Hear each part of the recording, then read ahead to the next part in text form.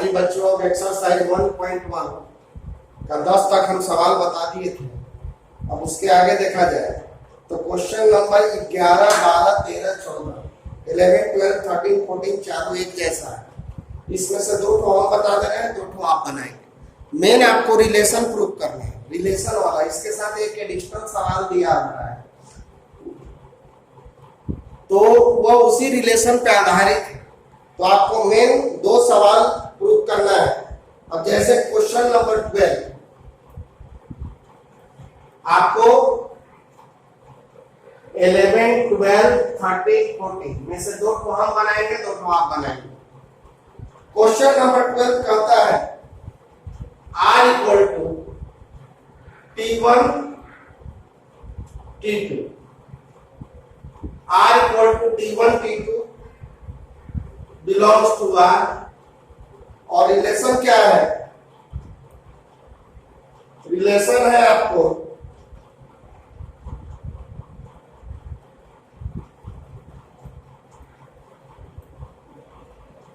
T1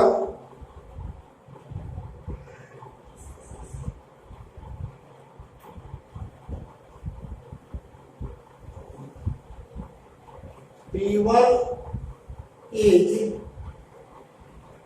similar to T2. T1 is similar to T2, मतलब T1 और T2 जो है सिमिलर ट्रायंगल है। इस रिलेशन में आपको 2 ट्रायंगल लेना है। कौन सा ट्रायंगल लेना है? जो सिमिलर ट्रायंगल। तो सिमिलर ट्रायंगल लेना है तो T1 T1 ये देखो तो R में होगा, ये R में तभी होगा जब आपका ये स्टेटमेंट लगे कि सही है। T1 is similar to T1। अगर आपको देखो T1 T1 है या T1 T2 था तो प्रश्न में T1 T2 था, अब हमारा T1 T1 है तो दोनों जगह T1 T1 कर दिया। अब आपको लगना चाहिए कि ये स्टेटमेंट सही है या गलत है। अगर ये स्टेटमेंट सही है तो ये बिलोंग्स करेगा R में और R रिफ्लेक्सिव होगा। अगर ये स्टेटमेंट गलत है तो यहां पे डज नॉट बिलोंग्स करेगा और इसके बाद ये जो है रिफ्लेक्सिव नहीं होगा। अब आप बताओ, ये पढ़ो कि ये स्टेटमेंट आपको ट्रू लगता है कि फॉल्स लगता है। तो T1 is similar to T2। T1 similar होगा T1 के, मतलब एक जैसा, तो बिल्कुल सही है। अरे कोई भी चीज अपने आप के सिमिलर होगा कि नहीं, तो ये जो है ट्रू है। तो इसका मतलब कि R इज रिफ्लेक्सिव। देखिए एक बहुत आसान है रिलेशन, बस आपका जो क्वेश्चन है वो क्वेश्चन में दोनों जगह सेम रखिएगा, और सेम रखने से आपको महसूस हो कि ये स्टेटमेंट सही है तो ये रिफ्लेक्सिव होगा, ये स्टेटमेंट सही है तो रिलेशन में और रिफ्लेक्सिव होगा। और अगर आपको महसूस हो कि नहीं ये रिलेशन गलत है तो आप इसको नॉट बिलोंग्स टू R और R इज नॉट रिफ्लेक्सिव। तो मेन आपको ये समझना होगा ये जो स्टेटमेंट हम लिखे ये सही है कि नहीं। अब सिमेट्रिक के लिए हमने आपको बोला है कि एक तो मानिए late T1 T2 belongs to R। इसका मतलब क्या होता है? T1 is similar to T2। ये मान लिया कि स्टेटमेंट ट्रू है। हमने मान लिया कि ये जो स्टेटमेंट है ट्रू है, तो कभी भी सिमेट्रिक को कोई भी रिलेशन का सवाल हो, जब सिमेट्रिक लाना हो तो पहला स्टेटमेंट मान लो कि ट्रू है, मतलब ये स्टेटमेंट ट्रू है। अब इसको पलटो,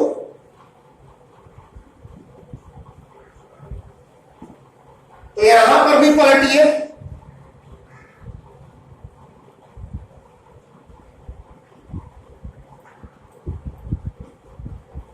अब सिमेट्रिक में आपको एक तो अपना मन से मानना है। अब उस चीज को पलटिए, ये मान लो कि ये स्टेटमेंट ट्रू है, तो उस आधार पर ये ट्रू है कि नहीं। तो T1 हमने मान लिया कि T2 के सिमिलर है, तो T2 जो है वो T1 के सिमिलर होगा कि नहीं, बताओ।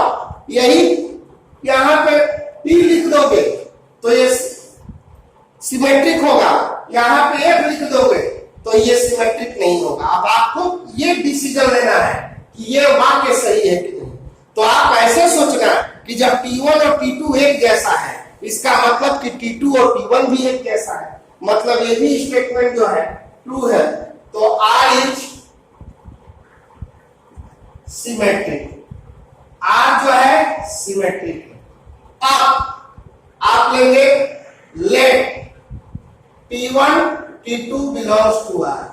अब आप ट्रांजिटिव के लिए 2 गो, सिमेट्रिक के लिए 1 गो और ट्रांजिटिव के लिए 2 ठो मानना होगा कि T1 is similar to T2। ये हमने मान लिया कि ट्रू है। T2 T3 ये भी हम मानेंगे 2 ठो। हम बार बार आपको समझा रहे हैं कि सिमेट्रिक के लिए 1 ठो स्टेटमेंट और ट्रांजिटिव के लिए 2 गो स्टेटमेंट मानना होगा कि ट्रू है। तो T2 is similar to T3 ये हमने मान लिया। अब ये दोनों स्टेटमेंट पढ़ने के बाद T2 T2 खत्म करो, T1 T3 सोचो तो होगा कि नहीं। T1 T2 के जैसा है और T2 T3 के जैसा है, तो T1 is similar to T3। ये स्टेटमेंट ट्रू है कि फॉल्स है। अगर आपको लग रहा है कि ट्रू है तो आपको ये जो है ट्रांजिटिव है, अगर आपको लगता है कि ये गलत है स्टेटमेंट तो ये ट्रांजिटिव नहीं है। क्या लग रहा है आपको, जरा सोचिए। T1 T2 के जैसा है और T2 T3 के जैसा है, तो T1 और T3 एक जैसा होगा कि नहीं। ये इसके बराबर, ये इसके बराबर, तो ये भी इसके बराबर होगा। तो R इज ट्रांजिटिव। और आपको क्या बताया गया है बच्चों कि जब कोई रिलेशन तीनों रिलेशन का पालन करे तो वह इक्विवेलेंस रिलेशन होता है। So it is an equivalence relation. तो ये इक्विवेलेंस रिलेशन है। अब इसी में एक एडिशनल पार्ट इसी पे आधारित है, इसको जानना होगा कि ये क्या कर रहा है, इसका एडिशनल पार्ट वो ध्यान दिया। T1 दिया हुआ है 3 4 5, T2 दिया हुआ है 5 12 13 और T3 दिया हुआ है। कह रहा है कि कौन सा ये 3 ट्राइंगल है जिसका लेंथ ऑफ साइड दिया हुआ है और तीनों का साइड की लंबाई दिया हुआ है। तो कह रहा है कि कौन तीनों में से कौन जो है हमारे दिए गए रिलेशन में बिलोंग्स कर रहा है। तो हमारा रिलेशन क्या कहता है कि T1 और T2 जो दो ट्रायंगल सिमिलर ट्रायंगल होगा वही इस रिलेशन में होगा। और आप 10th क्लास में पढ़े होंगे कि सिमिलर ट्रायंगल का साइड का रेशियो बराबर होता है। सिमिलर ट्रायंगल में साइड का रेशियो बराबर होता है। तो T1 और T2 का साइड का रेशियो 3/5 4/12 और 5/30 ये आपस में इक्वल नहीं है। T2 और T3 का ratio 5/6 not equal to 12/8 not equal to 13/10, but T1 और T3 का रेशियो 3/6 4/8 5/10। देखो ये तीनों इक्वल है। इसका मतलब हो गया कि T1 T2 बिलोंग्स नहीं करेगा, ये सिमिलर ट्रायंगल नहीं है। सिमिलर ट्रायंगल रहेगा तो रेशियो बराबर होना चाहिए। T2 T3 ये भी नहीं बिलोंग्स करेगा, लेकिन T1 T3 बिलोंग्स करेगा क्योंकि रेशियो बराबर है। तो यही प्रूव करना था कि इसमें कौन कौन सा जो है रिलेशन हमारे दिए गए रिलेशन रिलेशन का पालन कर रहा है, तो बस T1 और T3 कर रहा है। 14 एक बता रहे हैं R equal to L1 L2 such that L1 is parallel to L2। इसमें देखो आपको प्रूव करना है it is an equivalence relation. Equivalence relation का मतलब हो गया कि ये तीनों रिलेशन का पालन कर रहा है, ये दिखाना हो। ये जो रिलेशन है हमारा तीनों रिलेशन के कंडीशन को फुलफिल कर रहा है। रिलेशन क्या है कि दो लाइन है और दोनों लाइन आपस में पैरेलल होना चाहिए। तो L1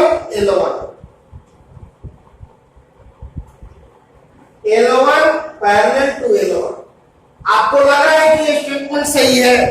अगर आपको लग रहा है कि स्टेटमेंट सही है तो यह R में बिलोंग्स करेगा। अगर आपको लग रहा है कि ये स्टेटमेंट गलत है तो यहाँ पे R में बिलोंग्स नहीं करेगा और रिफ्लेक्सिव नहीं है। लेकिन हम जानते हैं कि कोई दो लाइन आपस में 0 डिग्री का एंगल बनाता है और दो पैरेलल लाइन भी 0 डिग्री का ही एंगल बनाता है, इसलिए कोई भी लाइन अपने आप के पैरेलल होता है। ये स्टेटमेंट ट्रू है, इसलिए R इज रिफ्लेक्सिव। R जो होगा रिफ्लेक्सिव होगा। अब आइए लेट, जैसा कि हमने आपको बोला है सिमेट्रिक के लिए दो ठो आपको जानना होगा जो R में हो, तो लेट L1 L2 सॉरी एक ठो हमने मान लिया कि L1 जो है पैरेलल है L2 के। ये बात हमने प्रूव, जब सिमेट्रिक प्रूव करना है ये को आप अपना मन से मान लो कि प्रूव है। अब इसी आधार पर इसको देखो तो then L2 L1 belongs to R। L2 क्या लग रहा है? अगर आपको ट्रू लग रहा है, ये ट्रू है, L1 L2 के पैरेलल है, तो ये बताओ कि L2 L1 के पैरेलल है कि नहीं? ये लाइन है L1 और ये लाइन है L2, तो हम बोलेंगे कि L1 पैरेलल है L2 के। इसको ऐसे भी तो बोल सकते हैं कि L2 पैरेलल है L1 के, तो ये भी बात जो है ट्रू है। तो हम लोग लिखेंगे कि R इज सिमेट्रिक। R जो है आपका सिमेट्रिक है। अब ट्रांजिटिव के लिए दो तो माने late L1 L2 belongs to R। हमने मान लिया कि L1 और L2 R में बिलोंग्स कर रहा है, तो L1 और L2 R में बिलोंग्स कर रहा है। और एक और लाइन मानिए L2 L3। क्या बोले हैं? ट्रांजिटिव के लिए हमेशा दो लाइन मानना है कि जो बिलोंग्स करे। तो L1 L2 बिलोंग्स कर रहा है, इसका मतलब कि L1 पैरेलल है L2 के, ये बात ट्रू है, और L2 पैरेलल है L3 के, ये भी बात ट्रू है। L1 L2 के पैरेलल है और L2 L3 के पैरेलल है। तो ये देखो बाबू L3, तो L1 L2 के पैरेलल, L2 L3 के पैरेलल है, तो L1 L3 के भी तो पैरेलल है। ये दोनों लाइन आपस में क्या है? पैरेलल है कि नहीं? तो L1 L3 पैरेलल होगा ना? देखो आप दिखा L1 L2 के पैरेलल है और L2 L3 के पैरेलल है, तो ये दोनों लाइन आपस में क्या है? ये दोनों लाइन भी तो आपस में पैरेलल है। तो R इज ट्रांजिटिव, और जब ये ट्रांजिटिव है so it is an equivalence relation. ये इक्विवेलेंस रिलेशन हुआ। अब इसी में क्वेश्चन एक और है,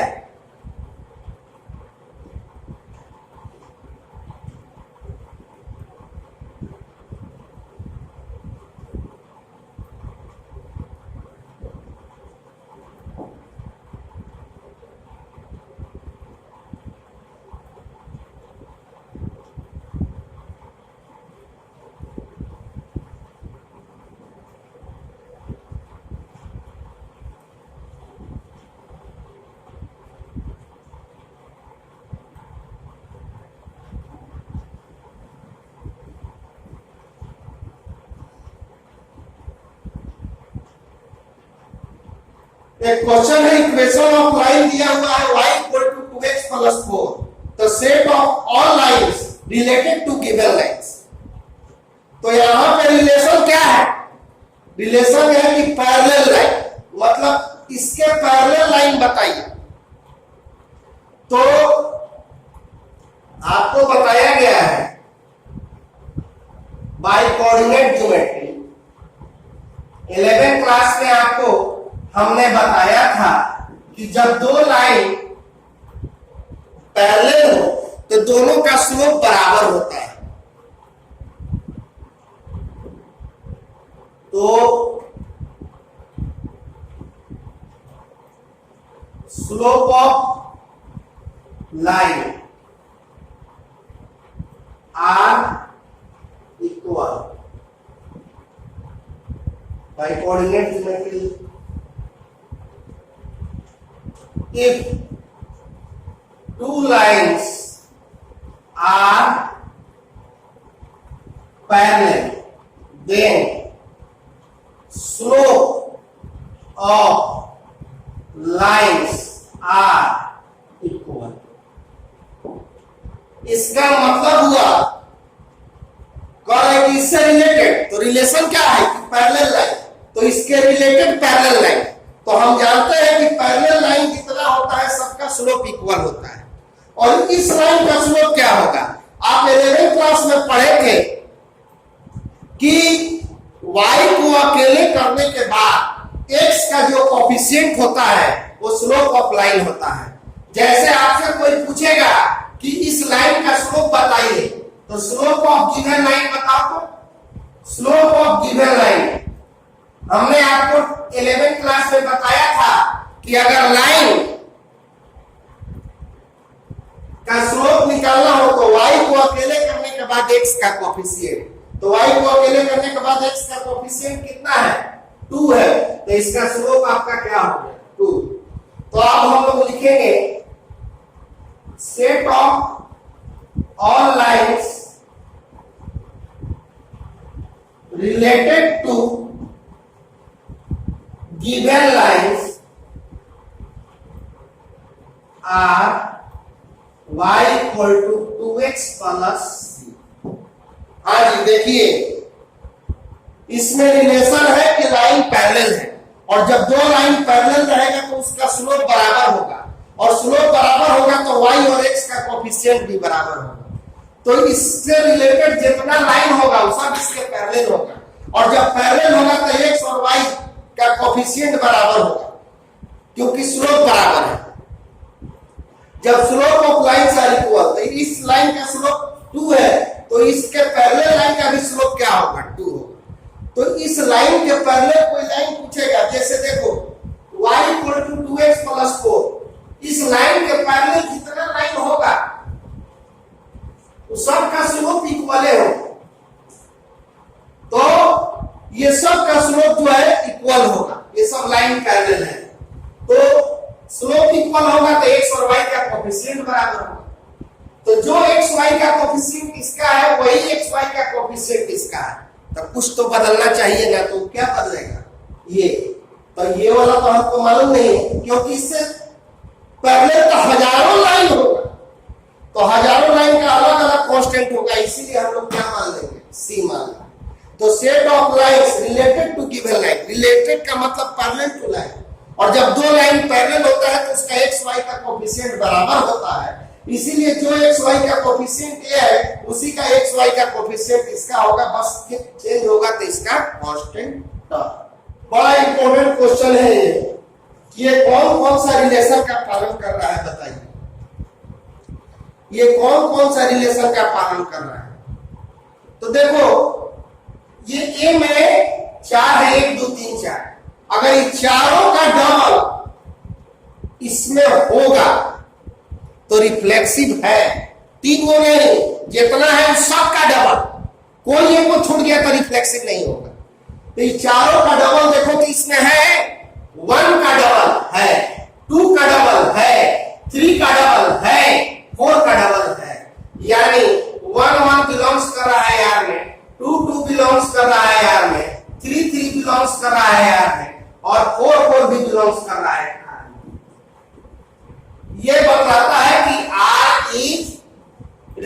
रिफ्लेक्सिव।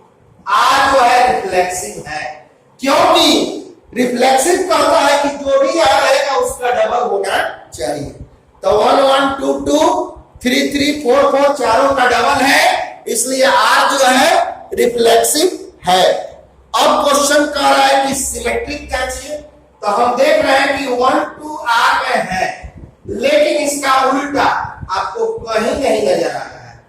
1 2 का उल्टा नहीं नजर आ रहा है, 1 3 का उल्टा नहीं नजर आ रहा है, 3 2 का नहीं आ रहा है, जबकि सबका होना चाहिए।